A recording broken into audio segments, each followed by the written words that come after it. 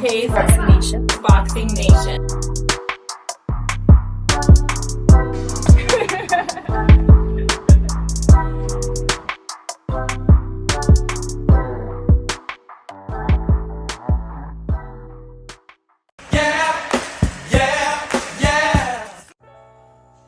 Dante's Boxing Nation, what's going on, guys?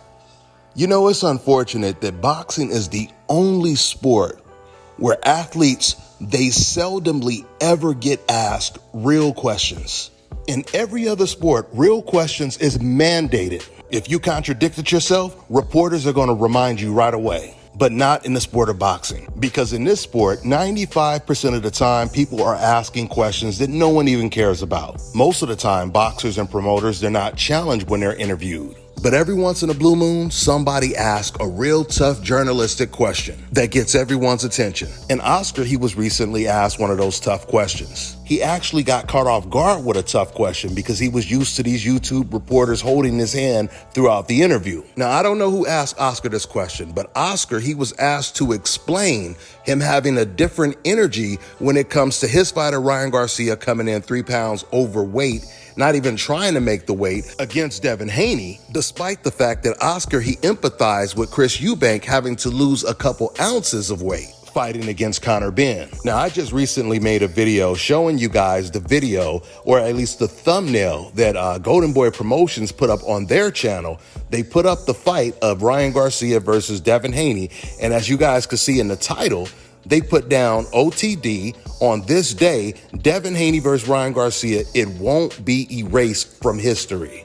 This is once again Oscar De La Hoya's promotional company's channel.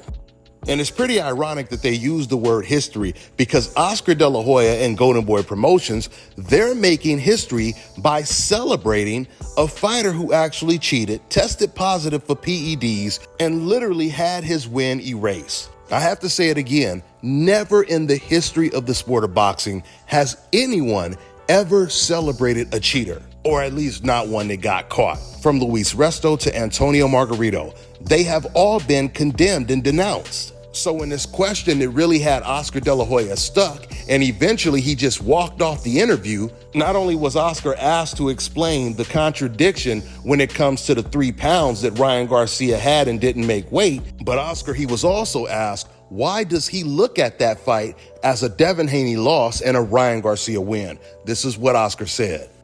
Oscar, if you since you all talked about Chris Eubanks' weight, and knowing how hard it is, how come you don't give the same leeway to Ryan Garcia coming in 3 pounds overweight? If we saw how hard it was for Eubanks to lose 2 ounces, why do you say that the fight was, a loss for Devin Haney, knowing that Garcia came in 3 pounds overweight when they fought? Look, I'm not a fighter. You are a fighter, so Wait a minute. Did Oscar De La Hoya just say he's not a fighter? This is so funny, man, because Oscar, he always makes sure to let everyone know whenever he's talking about boxing, whenever he's promoting a fight, he always makes the point that he is a fighter. So he has a different perspective. What he's really basically trying to say is he has more validation when it comes to his perspective. Matter of fact, in this same interview, he made the point that he is a fighter before he just said that he's not a fighter to defend Ryan Garcia. How do you make sure that your fighter is focused for this fight and puts all that behind him? No, look, being a fighter myself, I've been in those types of situations where you have a fight lined up already, but you have to take care of the job at hand. I'm not a fighter. You are a fighter, so you do know that. I don't control his weight. Okay. I can tell him, hey, come on, weight, but the fighter's gonna do what they're gonna do. But the question wasn't, why didn't you tell him what to do? The question was, why do you have a different energy when it comes to Chris Eubanks' situation versus Ryan Garcia's situation?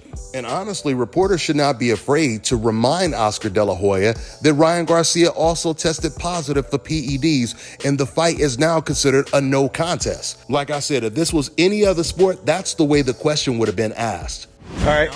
They gave him the fine, and at the end of the day, Devin Haney end up taking the fight. Okay. So if Devin Haney doesn't take the fight, then they reschedule it for some other time, but he took the fight and got knocked out. Okay. All right. Thank you all. So he took the fight and then he got knocked out. Oscar was all over the place with misinformation. And that's the reason why he rushed out of there, because he knew he had screwed up. He knew he completely contradicted himself, and he knew that it was about to get worse if he stood there and continued answering questions about Ryan Garcia cheating and testing positive for PEDs.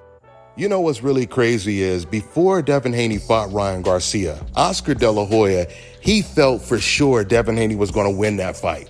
He was praising Devin Haney at Devin Haney's media workouts, talking about how great he is, et cetera, et cetera. He was praising Devin Haney the same way he praised Gervonta Tank Davis before Gervonta fought Ryan Garcia. If you guys remember, there were interviews where Oscar was asked if Ryan is ready for Gervonta Tank Davis. And Oscar said, no way, Gervonta is a beast. And Oscar said this on many different occasions where he was picking Gervonta to beat his fighter Ryan. He felt the same way about Devin Haney going into that fight. And another point that I meant to make earlier is when Ryan Garcia came in 3 pounds over, he could have easily contacted Devin Haney the week of the fight and said, listen, man, I'm not going to make weight, so let's both come in 3 or 4 pounds over, right?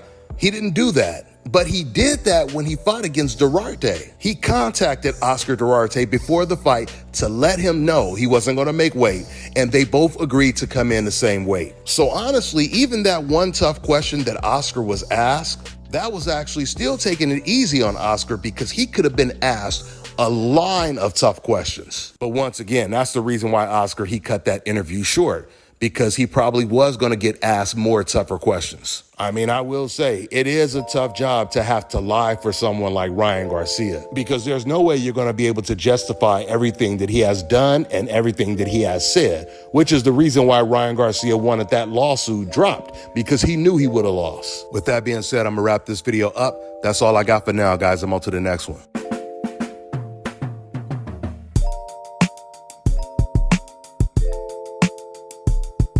All right, now check this out, guys. If you're looking to repair eczema scars, burns and bruises, dark spots and blemishes, fever blisters, diabetic ulcers, this right here is the perfect product for you guys. It's called Elo Key Face and Body Oil. Athletes and top-ranking boxers, they're also using it after training to reduce swelling, inflammation, and to ease the pain. So get yours today. Go to elodekey.com, like them on Facebook, and follow them on Instagram.